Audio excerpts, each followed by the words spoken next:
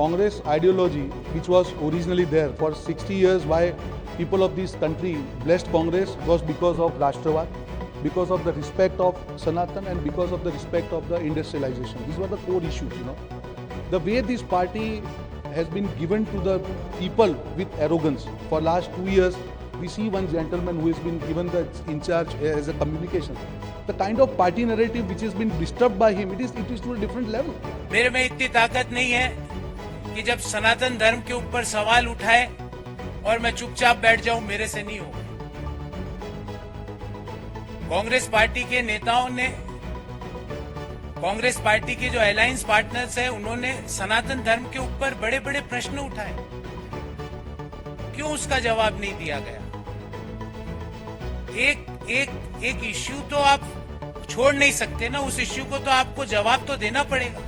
नमस्कार, मैं हूं घोषित कौशिक और आप देख रहे हैं रिपब्लिक भारत का डिजिटल प्लेटफॉर्म। लोकसभा चुनाव से पहले कांग्रेस के नेता कांग्रेस को अंगूठा दिखाकर पलायन करते नजर आ रहे हैं। हाल ही में गांधी परिवार के करीबी कहे जाने वाले पूर्व केंद्रीय मंत्री सुरेश पचौरी समेत मध्य प्रदेश के कई कांग्रेसी नेता कांग्रेस को तीर दिखाकर बीजेपी में शामिल हो गए। बात करें गुजरात, असम, महाराष्ट्र और केरल की, तो वहां भी हालात ऐसे ही बने हुए हैं। एक के बाद एक कांग्रेस के कई बड़े नेताओं का पार्टी छोड़ने का सिलसिला लगातार जारी है। आज इस खबर में बात करेंगे कांग्रेस के उन सभी बड़े नेताओं की जिन्होंने पल भर में कांग्रेस को कह दिया अलविदा। सबसे पहले बात रोहन गुप्ता की। लोकसभा चुनाव से पहले रोहन गुप्ता ने हाल ही में कांग्रेस पार्टी से इस्तीफा दे दिया था। वो कांग्रेस के राष्ट्रीय प्रवक्ताओं की सूची में शामिल थे। कांग्रेस ने रोहन गुप्ता को अहमदाबाद पूर्व सीट से लोकसभा का उम्मीदवार बनाया था। हालांकि उन्होंने अपनी उम्मीदवारी वापस ले ली थी।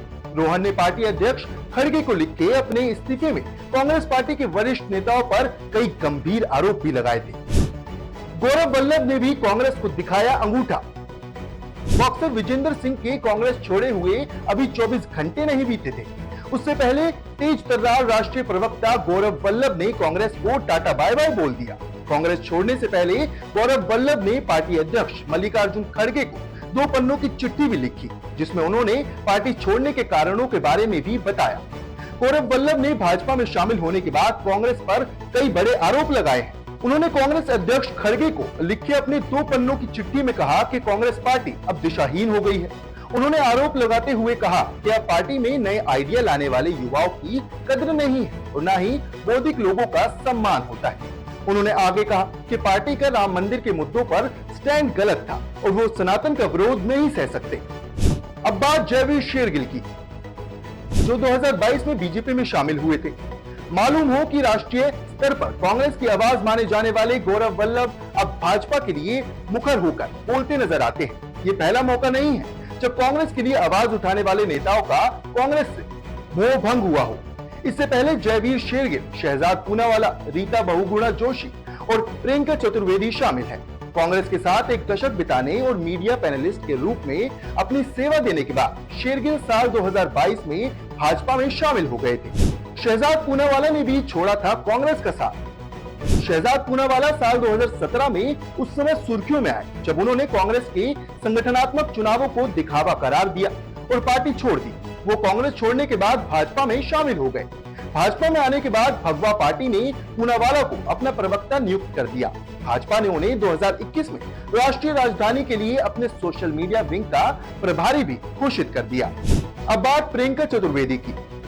पूर्व कांग्रेस नेता प्रियंका चतुर्वेदी कभी राष्ट्रीय स्तर पर कांग्रेस पार्टी की जानी मानी आवाज हुआ करती थी। हालांकि वो साल 2019 में कांग्रेस को अलविदा बोल शिवसेना में शामिल हो गई। चतुर्वेदी जब शिवसेना में शामिल हुई थी उस समय पार्टी का विभाजन नहीं हुआ था। रीता बहुगुणा जोशी ने भी छोड़ दिया था कांग्रेस का साथ। रीता बहुगुणा जोशी साल 2016 में कांग्रेस को छोड़ भाजपा में शामिल हुई। भाजपा में शामिल होने से पहले जोशी यूपी कांग्रेस प्रमुख थी। वहीं रीता बहुगुणा जोशी के भाजपा में शामिल होने के बाद कांग्रेस पार्टी ने साल 2017 के उत्तर प्रदेश चुनावों के लिए शीला दीक्षित को मुख्यमंत्री के चेहरे के रूप में पेश किया था। लेकिन सवाल ये उठता है कि क्या कांग्रेस सच में अपने नेताओं की बेकदरी कर रही है? क्या कांग्रेस अपने अहम में पार्टी को डुबोती जा रही है? क्या कांग्रेस अपने नेताओं की बातों पर गंभीरता से ध्यान देती तो शायद नेताओं को पार्टी छोड़ने की नौबत आती ही नहीं। लेकिन इस वक्त कांग्रेस के कई बड़े नेता बीजेपी और पीएम मोदी की विचारधारा से प्रभावित हैं।